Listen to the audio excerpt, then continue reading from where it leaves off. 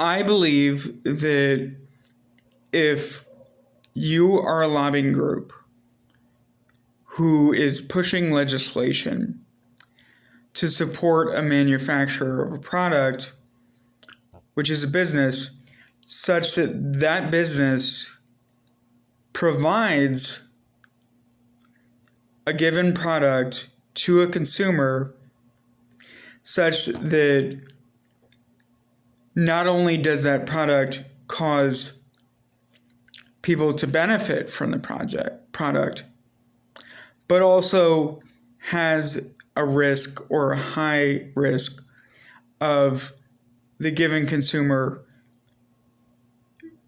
using that product in a faulty way, such that that product causes the consumer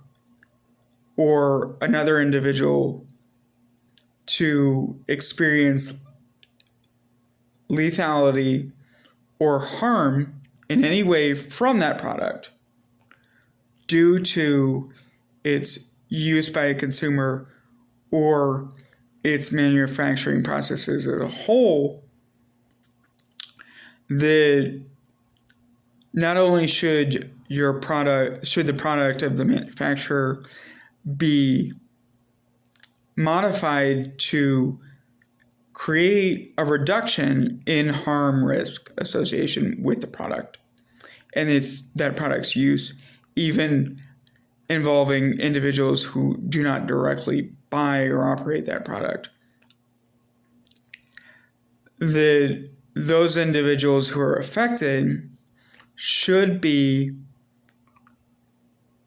by law, required to be hired and reviewed by congressional officials and other politicians, such that they are put as mandated requirements in the given lobbying group, such that that lobbying group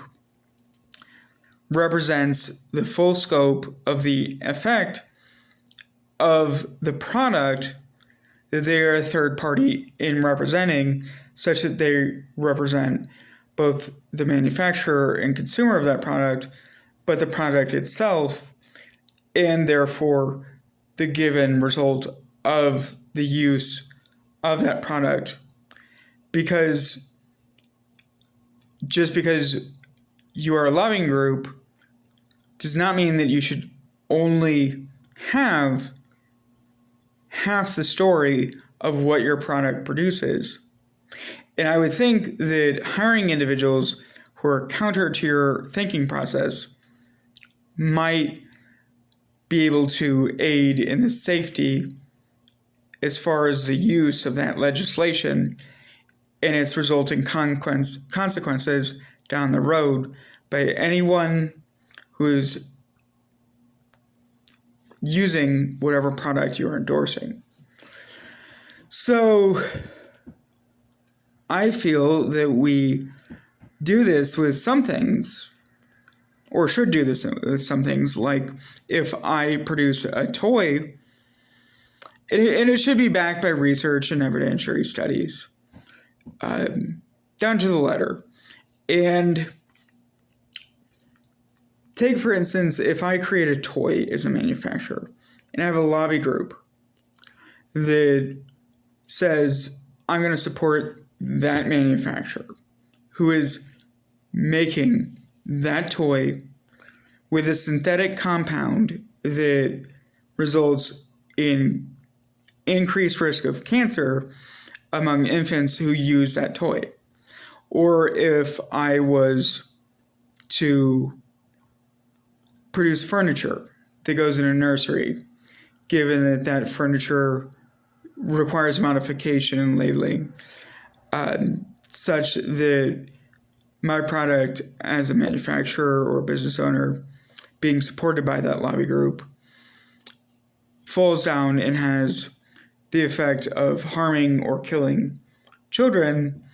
in such a way that they could be put in greater harm due to my product as a manufacturer and due to the money that is going to that manufacturer or business from that lobby group. Or if I was to lobby for a fast food chain that served coffee that, given that it was ingested directly after it had been served, could in fact kill that person, or given that they spill it on their lap, that person could have severe burns that melt their skin. Or if I was a lobby group who was dissuaded to put and I support a company that does not have a policy to put up a wet floor sign,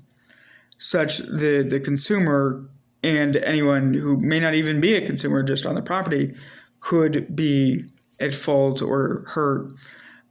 due to them slipping on the floor that's wet. Those are instances where I think that any lobbying group that supports the company, using only members who are users of the product such that they get a positive benefit from that, that is a really skewed way of lobbying for something. And I think that the law should change such that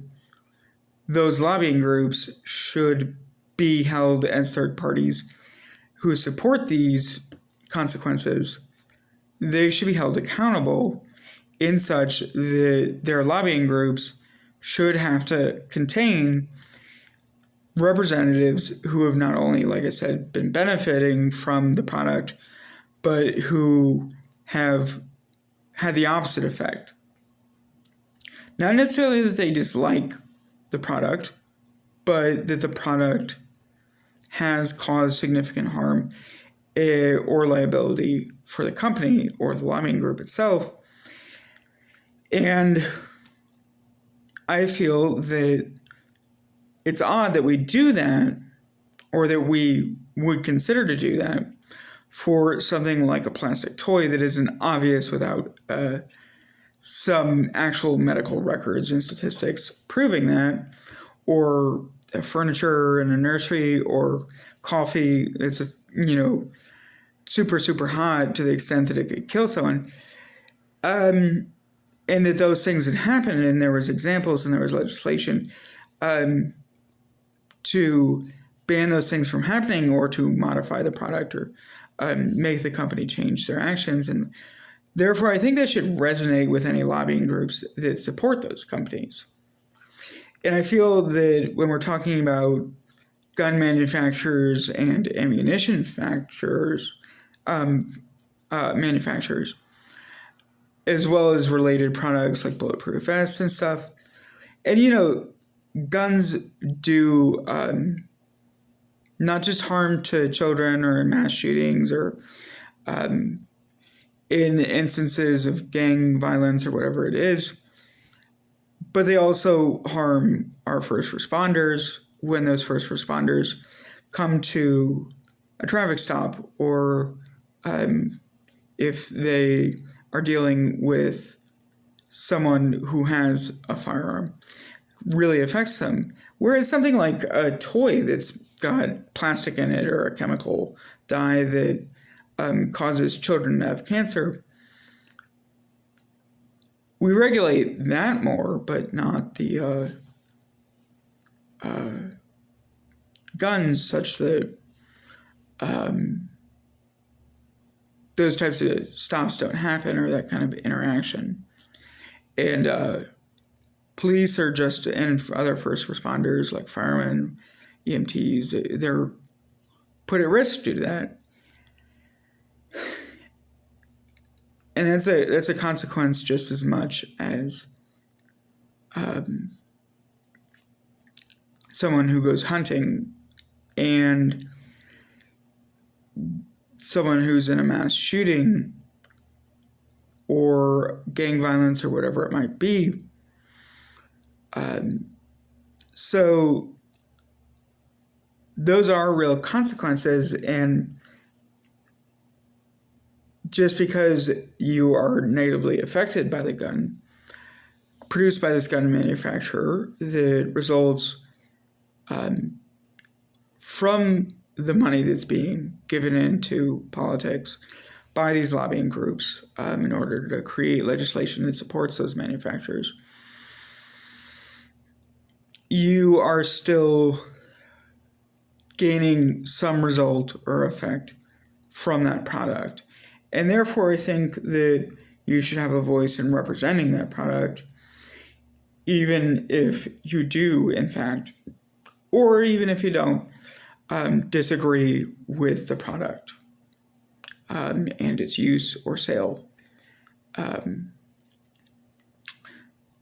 I think you should have a voice in the legislation that is being made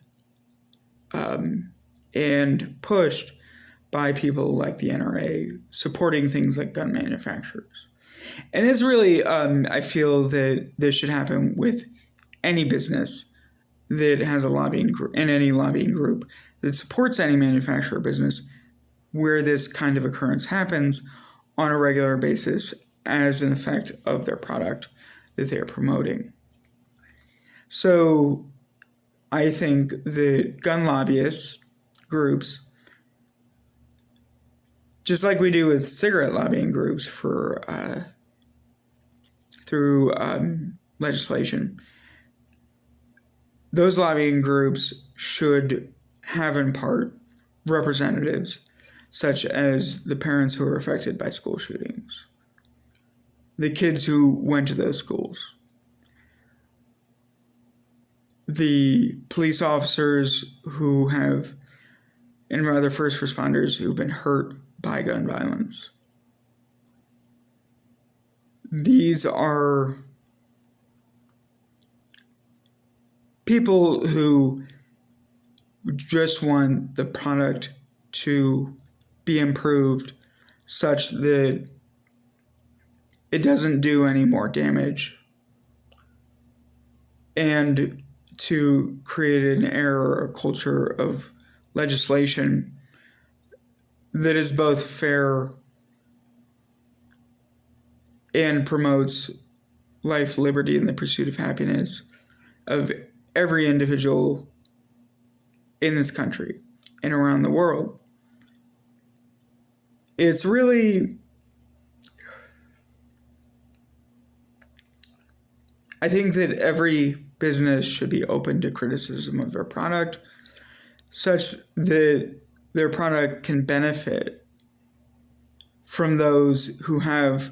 not only not benefited from the product, but have faced the